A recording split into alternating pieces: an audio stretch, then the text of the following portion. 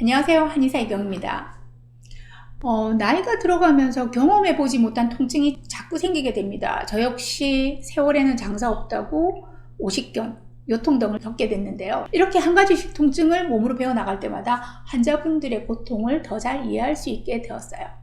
자, 그전에는 교과서적으로 알았던 통증을 직접 겪어보고 더불어 생활의 불편감을 몸소 체험하다 보니 이럴 때는 이런 지침을 드려야지 하는 관리법이 좀 더 구체적으로 다가오더라 말이죠. 역시 버릴 경험은 없나 봅니다. 제게 찾아오는 통증 환자분들 중 가장 많은 비중을 차지하는 분들이 바로 경비통, 경황통 환자분들이세요.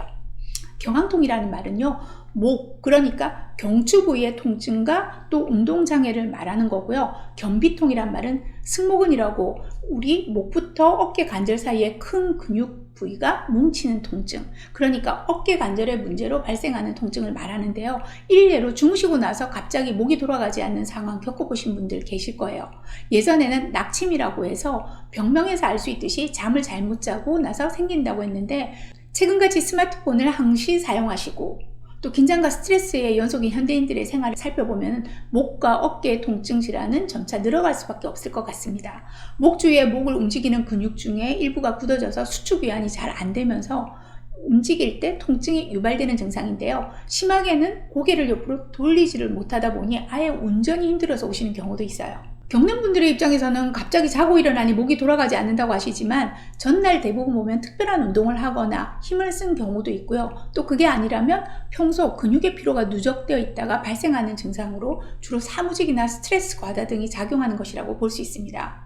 감별해야 하는 것은 목 디스크인데요. 운동기능 검사 등을 통해서 변별하기도 하지만 정확히는 MRI 같은 검사가 필요하죠. 자, 여기서 잠깐, 흔히 목 디스크 하면 목이 아프다고 생각하시지만 사실 목 디스크의 주증상은 목이 아픈 통증보다는 어깨와 팔로 내려가는 찌릿거리는 신경 자극 증상이라고 할 수 있습니다. 경비통 환자분들 중에 제일 많은 것은 승모근의 경결, 그러니까 즉 뭉침이죠. 두개골의 후두부부터 가슴 부위에 척추까지 덮고 있는 이 큰 근육인 승모근은요, 머리를 받치고 기립해 있는 인간의 특성상 가장 잘 피로가 뭉치는 근육이기도 합니다. 승모근을 보통 눌러보는데 여기 이 부위인데요. 여기를 눌러보면 누구나 아파하죠. 자, 문제는 아주 심해져서 근염이 생기거나 그 밑을 지나가는 혈관이나 신경을 누르게 되면 팔도 저리고 두통도 생기게 되니 평소 자주 풀어주시는 것이 좋겠습니다. 어깨 관절은 우리가 가진 관절 중에서 가장 가동 범위가 크죠. 자, 이렇게 휘두를 수 있는 관절은 없다고 볼 수 있는데 거의 360도 회전이 가능한 유일한 관절인데요. 그런데 반해서 이 몸체에 대롱대롱 매달려 있기 때문에 이 불안정성이 꽤 커요.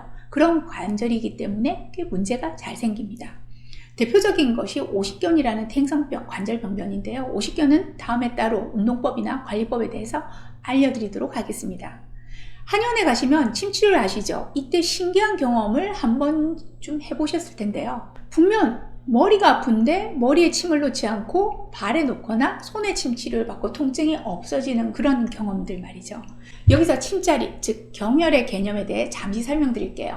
우리 몸에는 보이지 않는 기의 순환 통로가 있어요.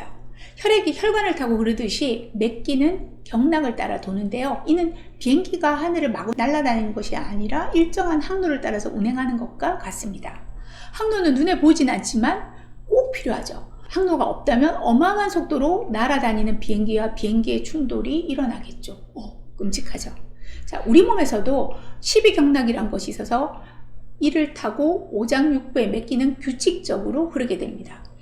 침자리에 해당되는 경계열은 이 경락이라는 선을 구성하는 점들이라고 보시면 되죠.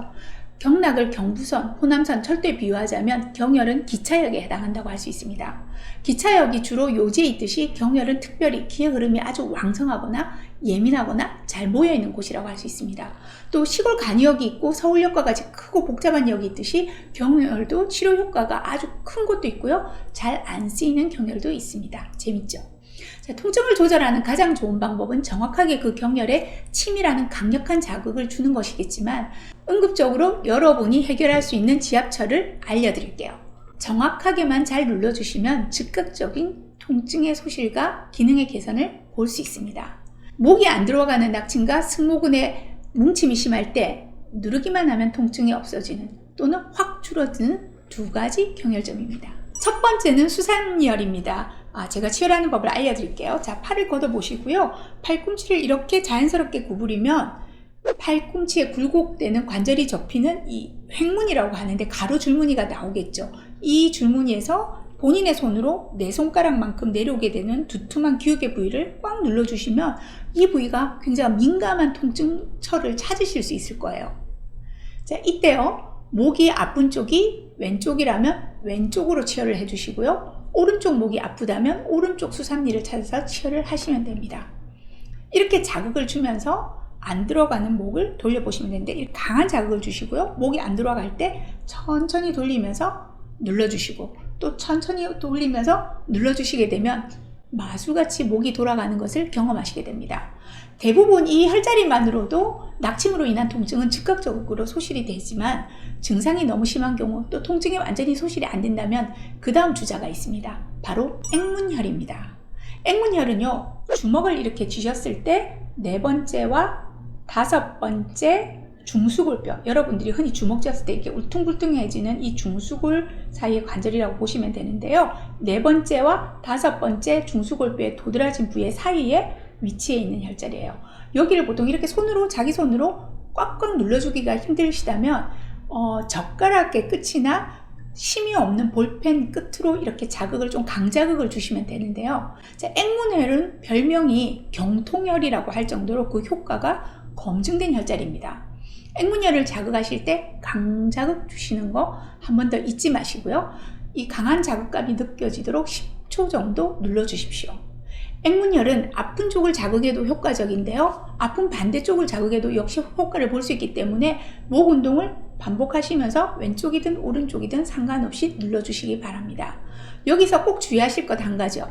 수삼혈이나 앵문혈을 이용해서 목의 움직임을 제한하는 근육의 긴장을 풀어줄 수는 있어요. 즉각적으로 효과가 나타납니다. 자, 하지만 근본적인 원인, 예를 들어 근육의 피로를 해소해줄 능력이 저하되어 있거나 만성 피로를 유발하는 어떤 내과적인 문제, 자세에 대한 부분, 또 스트레스 상태를 해결하지 못한다면 근육은 다시 증상을 그대로 일으키게 된다는 거죠. 이 방법은 응급처치법으로 활용해 보시고요. 만약에 지속적인 통증이 계속해서 나타난다면 꼭 한의사 선생님과 상담해 보시는 것이 좋겠습니다. 더불어 지압법만으로 해결이 되지 않은 목의 문제는 심각한 이상이 있을 가능성이 있기 때문에 이런 경우는 방치하시지 마시고 반드시 빨리 진료를 받아보시는 것이 좋습니다. 감사합니다.